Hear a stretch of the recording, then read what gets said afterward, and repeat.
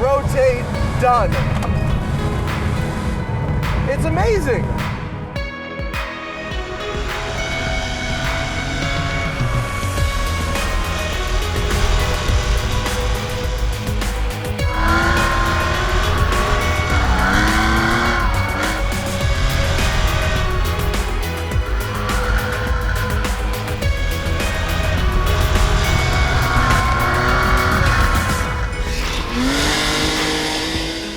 When you think about the Porsche 911, you're probably thinking about a couple things, whether it's Le Mans wins, racetrack provenance, road racing stuff, road driving stuff. What you're probably not thinking about is rally car. That is the Subaru and the Evo's domain, not the 911's, or is it? You see, quietly and in the background while you were watching road course racing, Porsche was entering modified 911s in rallies. First it was Group B, then it was the East African Safari Rally, Paris to Dakar, and as it turns out, these things make some bitchin' rally cars. Which brings us to North Carolina today in the backwoods in, well, I don't know where we are, the middle of nowhere. Because Lee Keene, who is a well-accomplished racing driver behind the wheel of a 911, has built himself a wonderful toy, and it is completely changing my mind about what a Porsche 911 could and should be. While most people are thinking about their lap times or who they can impress at the Beverly Hills Valet, what I'm thinking about is predictable oversteer. And predictable oversteer, my friends, is how you put smiles on a fat man's face.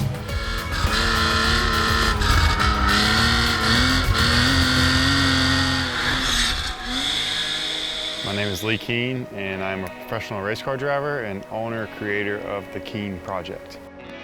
Most of my career has been in Porsche. Most of my life around cars has been in a Porsche. When I was a kid, we went to the racetrack and we only pulled for Porsche. We drove there in a Porsche, and I kind of became to know the brand and learn what it was really all about.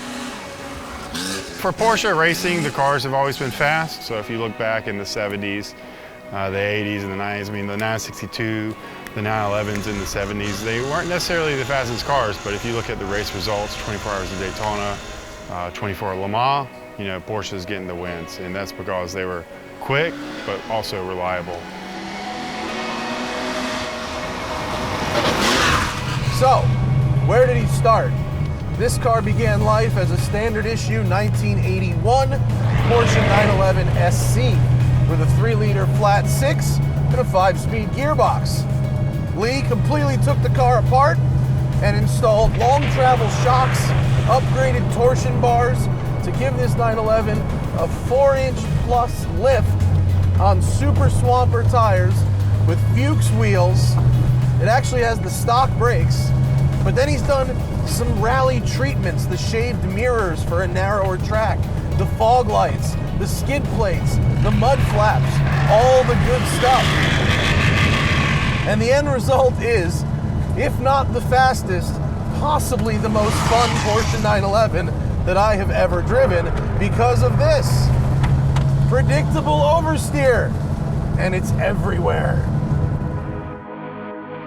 My idea to get a cabin up in the Nantala National Forest, and the safari idea is actually came together at the same point in my life.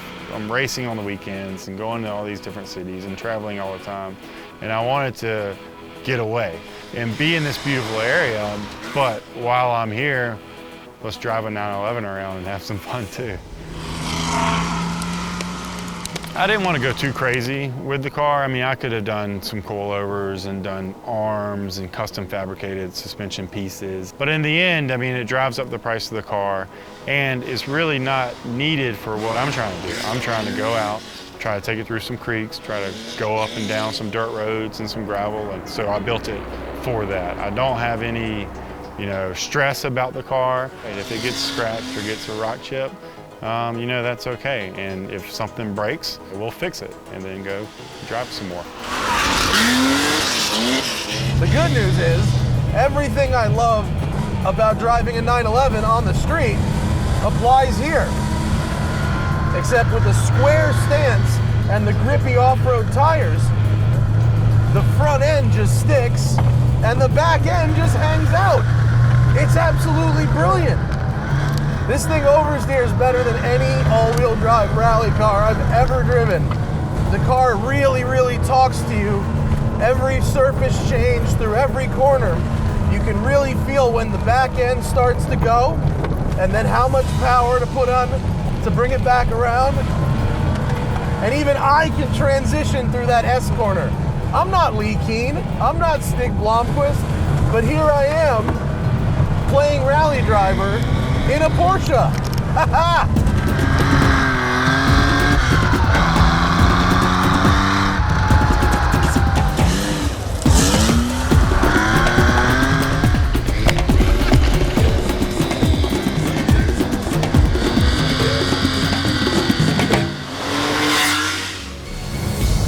And what I really like about this car is that Lee doesn't particularly care about it. He doesn't care if I hit sticks or run over giant branches or drop the inside tire into a ravine. He's never even washed it. He wants it dirty. Now, downsides, are there any? Well, the purists would say you've cut up an original 911. The other downside, not cheap. 911s are on their way up in value as we speak. And to build something like this costs around 35 or 40 grand plus your 911. I would argue that there are far worse ways to spend 40 grand than a 911 than doing this. To properly enjoy this car, you really have to treat it as disposable. That's what Lee's doing. That's what I'm hoping not to do. You have to want to keep this until your death because you'll probably never be able to sell it to anybody.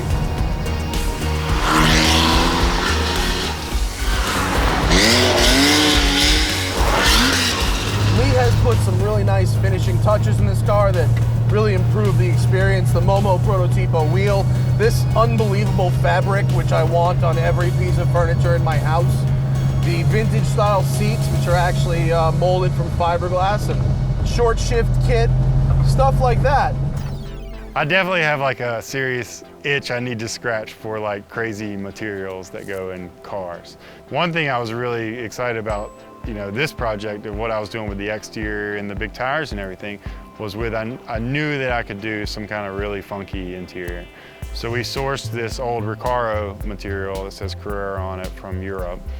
We just put it as many places as we could. Just because, why not? We're here to have fun, let's have some fun. So when you're in it, you're kind of in the 70s. I think, there's a couple people that didn't quite understand why I was going to take a 911 and put big tires on it and take it off-road. But, I was like, hey, well, look what Porsche was doing, and they built a lot of cool cars. I mean, there were 73 RSs that were built into Safari cars, and so it's always been, in my mind, the perfect platform for so many different things, and it makes really a ton of sense to take it in low-friction situations. What's amazing is how most people think a Porsche would be very scary on a loose surface. Whether it's water or snow or dirt, most people would not think about a 911 being the correct tool for that job. But it turns out, with just a little bit of setup and the right tires, you can make an otherwise mostly stock 911 the absolute right tool for the job. Yeah, buddy! With that transition, how is it? This isn't a drift car. How is it transitioning so well? The car absolutely does the talking. You just have to do the listening and the responding. This is the best use of a 911 SC that there is.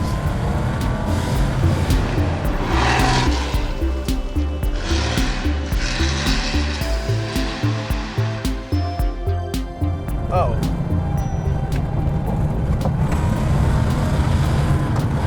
I just blasted Lee with rocks while he was pissing.